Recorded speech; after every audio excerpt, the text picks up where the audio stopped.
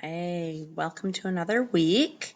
We are starting Module 9 this week, handwriting and spelling. So fun. Before we get to that, though, a few announcements. Number one, Tuesday is Election Day, so vote. Also, after this week, the workload begins to get smaller every week. Woohoo! Countdown to the end. And thirdly, I'm not kidding. Vote if you haven't done so, please. You can register to vote right up until Election Day at the polls. So do it. I happen to know there is a polling place in the Bernhard Center, so you can even go there. So please make it happen. All right, this week you will respond to articles of the week 15 and 16 that have been posted. Jake and Winter are going to post articles of the week 17 and 18 this week. The interview with David Stefanich, principal at Great Lakes Elementary, is live, so be sure to watch that and complete the response for him. Again, y'all asked really, really good questions, and I just simply ran out of time to get to all of them, but I did try to diversify what I asked him and what I asked Mrs. Allison Apsey so that you could get some of those answers that maybe you didn't get from Allison that you could get from David. But I also tried to ask a few similar questions so that you could hear two different principals' outlooks on those things. So hopefully you'll enjoy this week's interview. The last guest post for y'all, since the Jen Slanger one didn't work out. I needed one more. So it's going to be me. A few of you had mentioned that you don't, because we don't have class where we're just talking and having downtime before and after class or during breaks or whatever, you don't get a chance to just ask me questions about teaching middle school. It's just kind of what I assume you might want to know that I share with you. So if there are burning questions, you'll get to ask them, and I will record myself answering those. Then you're also getting to do 2 more book talks this week. This time it's choice. You get to pick any 2 books you want and add those to the mentor, the master mentor text list. I created a new tab for the choices, and I created a new Flipgrid for the choice books. This one will be sort of like the discipline, the not ELA disciplinary ones, but it could include ELA this time. So it could be, you could choose any 2 that you want for whatever part of teaching you want to do. It could be whatever content area. It could be to teach whatever writing that you want in that particular area, including reading and writing. So it's really just any 2. If you, and I think I even say in the assignment that think about, what you would want to teach. Let's say your dream is to teach kindergarten, and maybe one of the things that you have to teach in kindergarten is rhyming. Maybe you want to pick something with some simple rhymes that you want to use as a mentor text. So it's your choice this week for 2. And then our last reading and response are also coming up this week. The last chapter in Engaging Students in Disciplinary Literacy K6, chapter 6 in response number 10. It's our last one. And then also submit your rough draft of your philosophy of teaching statement to the Dropbox. So it's a rough draft. Don't worry, I'm not grading it for anything other than giving you points for having it submitted, but I will be taking your name off of it, and everyone will be getting somebody else's to put comments on, and I will talk more about that next week. But this week, we are talking about handwriting and spelling. First of all, I think handwriting gets a bad rap as being something that kids just practice, and it's not something that you teach.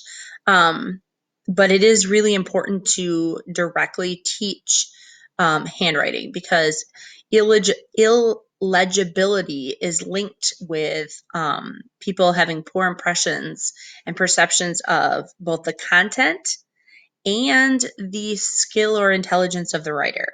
Um, Research shows that we see bad handwriting and we automatically think that the person doesn't have anything of intelligent value to say, and that's simply not true. Also, slow handwriting. Students who don't get enough practice and they're very slow with their handwriting have a difficult time keeping up with the pace that language is formatted in their minds. So they can't get down what they want to say fast enough. And this becomes a problem late in later grades and even into college for students for whom handwriting is a struggle. They struggle with note taking and with jotting things down in class.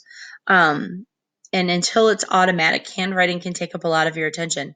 So students who have to concentrate really hard on making the correct letters and making things look correctly, that can really slow them down. And then they can't think about or pay attention to the other parts of what they're writing.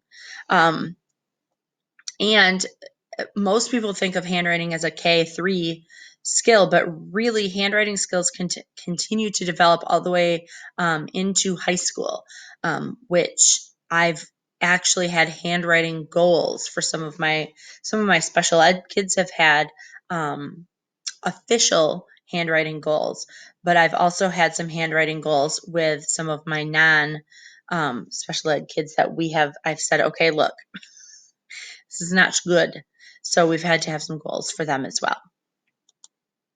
How handwriting is assessed. Generally, there are two things that teachers are looking at when they're teaching handwriting. Number one is legibility. How readable is it? There's a lot of tools that teachers can use that compare student handwriting to certain graded samples. And then fluency, this measure through the number of legible letters or words that can be produced in a set amount of time. So like younger kids will do the ABCs or copy tasks where they have certain words that they have to copy down in a set amount of time, usually like 90 seconds or so. Those things are usually set by whatever district you are in, by the curriculum that they are employing for teaching handwriting. However, I think it's not ever a bad thing to have some knowledge of the research that's out there. I did find this example. This is my daughter's handwriting. She's in kindergarten. This is an example of a copy task. This one was not an assessment, but this one is for practice. And obviously it was, this week when they were doing Halloween type things.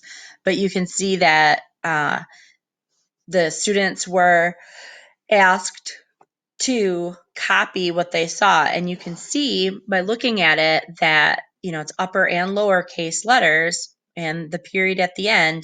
You can see that my daughter does not like to write lowercase a's because all of her a's are uppercase here. Same thing with n's. She used uppercase n's instead of the lowercase. And the B is uppercase instead of lowercase. So she understands what letter it is, but she's choosing not to write the lowercase letters that she has a harder time with. And that is fairly consistent with research that kids struggle the most with lowercase letters, especially letters that can get, like the B and D, that can get switched, or Q and P. When they're lowercase, kids flip-flop them in their minds. So again, those are usually not taught next to each other when they're teaching the letters. They avoid, teaching those together because they can confuse students. But you can see from this that there are certain letters that my daughter does not like to write lowercase or that she struggles with, and so she's avoiding those. So if this was for an assessment, while it is legible, she's not using the correct copy skills for some of these. Best practice. There is no, there's the big hoo-ha about whether or not we should be teaching cursive. But there's really no conclusive research that favors that one is easier than the other. There's actually research out there that has kids learning their letters in cursive rather than print first, and that did not make a difference in legible or illegible handwriting. So there's no print and cursive. It doesn't matter which one they learn, or if they learn both. They're pretty consistent in how students learn it. Practice is the biggest research proven way for kids to get better at handwriting. They have to actually practice it. So even with all the typing and things that are out there, handwriting is still really, really important, and kids need to spend, according to the research, between 50 and 100 minutes a week with direct instruction on their handwriting, and having paced practicing for their handwriting. And again, like I said, most schools will give you their curriculum for teaching handwriting, and you won't have to come up with it all on your own. However, I've found that it's good to be informed about what the research says is best, because as the years pass, when you're in a district, if you are sticking with a district, and the more years you have and the more influence you're asked to give when changing curriculum, it's always good to have that research knowledge, because that's what's best for student learning. All right, spelling. So much about spelling. So spelling is super tightly linked to intelligence and education. I think we see this all the time on social media. When people do not spell things correctly, we automatically are like, educate yourself. You can't even spell can't right. So even though that person just, maybe their autocorrect was off, maybe they have a fat thumb when they were typing, we see spelling errors, we automatically think less intelligent, less education. However, there's no research at all that connects the two. So while it might be human nature for us to assume that bad spellers are dummies, that's not what the research says. However, we do want kids to be able to spell correctly, because good spellers can concentrate on other parts of their writing, because they're not constantly thinking, how do I spell this? How do I spell that? I can tell you, my own children struggle. The ones who struggle with spelling and are not confident in their spelling do not like to write as much, and constantly question the spelling, and then they don't produce as much writing. Whereas my own children and my students who are confident in their spelling, even when they get some of the words wrong, but they're just confident in the way that they're writing, produce way more writing, and better writing. And spelling is also important because it's essential for good reading skills. Kids who can read well tend to spell well. Kids who can spell well tend to read higher levels.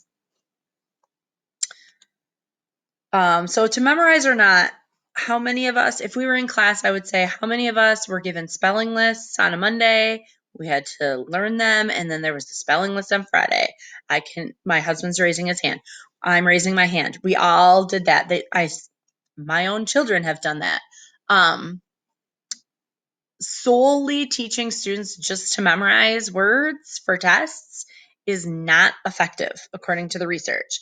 There has to be more to it than just lists of memorization.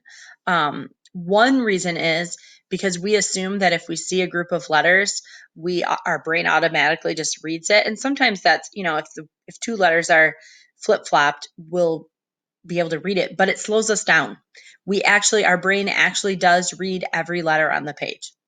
And it's much more important if we know rules and patterns to spelling than just memorizing spelling words. A lot of kids, I should say, the research does show that in some kids who have had access to a lot of words, reading and books and things like that since birth, they will begin to notice these patterns and internalize them on their own, even if given just spelling lists. However, some children, especially those who did not have access to books and literature, or who did not have preschool or any pre-K learning, any early childhood things, tend to not notice the patterns and have a harder time remembering spellings of words because they haven't internalized any of the rules. So it's better than asking kids just to memorize. It's better to teach holistically and do all of the things. So I'm going to show you what all of the things means. So there are 4 representations that we use or should use, according to the research, to teach students to spell well. Phonology, which many of you probably know as phonics. Morphology, which has to do with the individual parts of the word that make meaning. Orthotactics, which is another, those are the rules and patterns a language has for spelling. Think I before E except after C, those kind of things. And then etymology, which has to do with where certain parts of the words come from and how those stay the same over various different words. So this is what most of us know. Little kids learning using phonics, teaching children to map the individual sounds. This is always the first to be introduced. I can tell you in Zealand, from the time my oldest was in kindergarten until Alice now, who's in kindergarten, and preschool actually in Zealand, they used zoophonics to teach the words to help the kids remember. If any of you know the zoophonics, you would recognize Allie Alligator, who says ah, ah, Bubba Bear, who says buh, buh, buh, and so on. And there are kinesthetic motions that go with it. So it helps, and there are pictures as well. So it helps, it's supposed to help all of the types of learners. I will say that, again, this is something districts put in place, what types of phonics programs and spelling and learning letter programs they have. But it's not a bad thing to look up and maybe research some of the different programs out there for teaching phonics and spelling. There was a big kerfluffle there for a while last year about whole language versus phonics, and the idea that we throw phonics out completely in favor of whole language.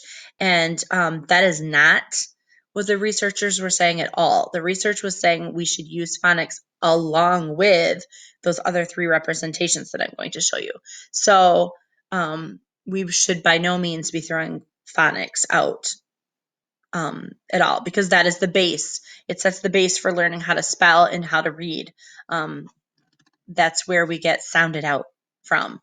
And I can tell you, my daughter, who again is in kindergarten, she's probably done the best of all my kids so far with the sounded out, with the phonics, because it's really helping her as an emerging reader. Phonology also teaches the exceptions to the rules, how sometimes when you see a P, it does not make the P sound because it's followed by an H. So we have exceptions in there. Or when there's an E on the end of the word, sometimes it's silent and it doesn't make the eh or the E sound. And it teaches kids also that the letters and sounds are important, because small children tend to see a big word and they think that a big word means a big thing. So they see the word dog and they think dog is smaller in size than, say, the word puppy, because there are more letters in puppy. So if you were to ask a kid who didn't know what the words look like, what's bigger, a dog or a puppy, they could answer you correctly. But if you show them the 2 words, they associate that with what the actual thing looks like. So phonics, and sounding out and showing kids that letters have sounds that go together to form words and meaning, actually help kids understand our language or their own language better. Morphology is when we're looking at morphemes. Morphemes are the smallest linguistic unit that carry meaning. So That could be the roots, the prefixes, the suffixes, etc. All of the little parts of the word that hold meaning is called a morpheme. So English morphemes are actually quite regular, even though people are always like, oh, I can't imagine having to learn English. It's such a weird language. It is a weird language to learn, but our morphemes are actually quite regular in holding their meaning. So pronunciation might vary, but the spelling almost never does. So I use the examples here you see of ed. In some words, the ed doesn't sound like ed because you don't say walked, you say walked. And in some words, it might, but it's always spelled ed. So kids learn those things. Ed has that meaning of putting something in the past tense. It's a morpheme that kids learn is always spelled ed. So if they hear something in the past tense or even past, see, I passed by, that doesn't sound like ed, but it is. But it's spelled the same. So teaching kids those small little bits, and that they hold meaning, and that they're almost always spelled the same in English, even if they're not pronounced the same way. I'll leave that for the readings methods courses to teach you about. But in spelling, they're almost always spelt the same. And then we have orthotactics. Orthotactics are the combination of letters that are possible or legal in a spelling system. So that's called your orthography. But orthography for us would be the English language. So things like CK can be on the end of words, but you can't start a word with CK. That would be an orthotactic rule. It's not legal in the English language to start a word with CK.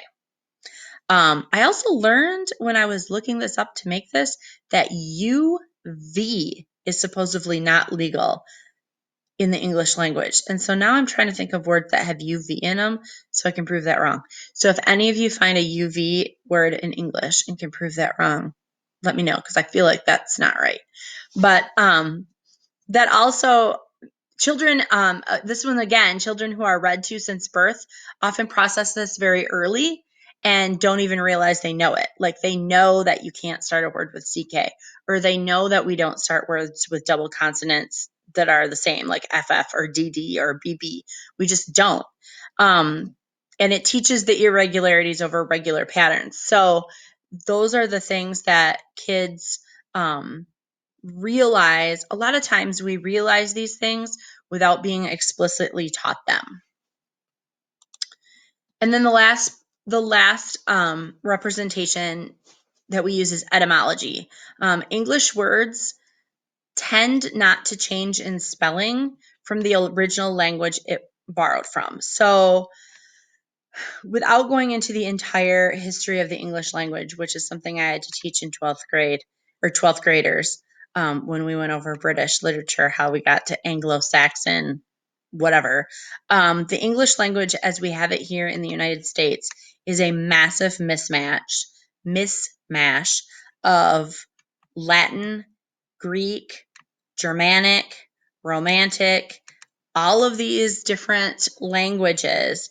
And while other languages tend to kind of update their spellings to match their pronunciations, American English does not.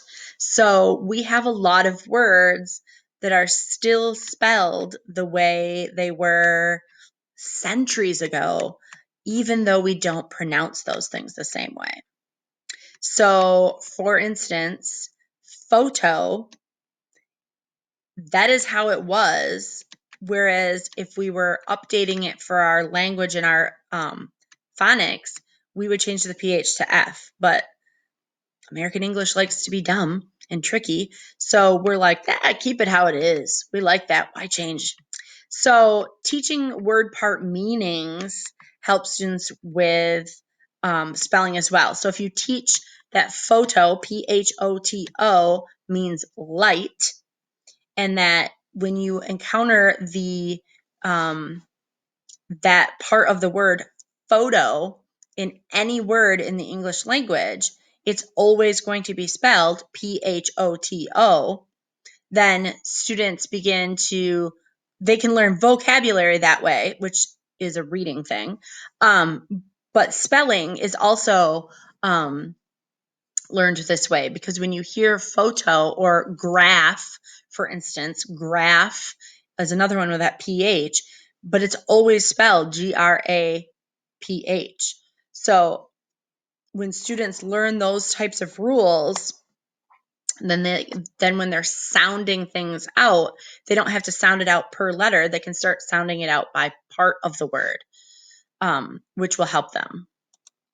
So when you're assessing spelling, typically spelling words that you either get right or wrong. But the problem there is when you get a student who spells a word wrong because they substituted an incorrect, like a CK for just a C, or a K for a C, or whatever for the K sound, that's a different error than somebody who puts an M for a K sound. But they would both get it wrong on our typical traditional assessments. So it's better, a better way to use assessments is the spelling errors that students make should inform how you're teaching the students to spell. So if you're getting a lot of students who are putting random letters in words, it means, maybe we need to back up and teach some sounding out techniques. And most schools have some sort of spelling program, but I have not found one that has done a good job of teaching spelling using all four of the representations. Now, of course, you're not going to use etymology with, kindergartners. My daughter doesn't need to learn, that photo is spelled the same way everywhere. But those are the kinds of things that can be brought in as early as third grade and second grade. And I haven't seen a lot of that in many schools that and teachers that I've talked to. I did put a PDF in e-learning that has a few tables and figures from the book that instructors for this course use to organize our course. It's got some really good ones in there. Table 9.2 on that sheet has some really good ideas for assessing spelling that I encourage you to take a look at. Teaching spelling using the multiple representation perspective. This again is saying that instead of relying on the memorization of the spelling words, students should be taught using all four of those representations. And figure 9.3 on that PDF gives really good suggestions for what age group and what kind of spelling should be taught using those things. So, in summation, both handwriting and spelling should be directly taught to students. I know direct teaching can sometimes get a bad rap because it feels teacher focused rather than student focused. But there are things that we teach that have to be directly taught to students, because they're not going to get it otherwise. They both require lots of time to practice. So when you're thinking about the grade level that you'll be teaching, you'll have to also be thinking about, okay, so when I teach spelling, it's not going to be 10 minutes of going over a word. It's going to have to include the words, but also practice. And both handwriting and spelling affect the attitude and ease that the student will have regarding writing in their future schooling. Many of the secondary students that I have worked with over the last 18 years who hate writing have cited handwriting and spelling as the stuff that they hated most. In 8th grade, when I tell my students that we will be learning vocabulary, but that I do not do spelling tests, there is a huge sigh of relief.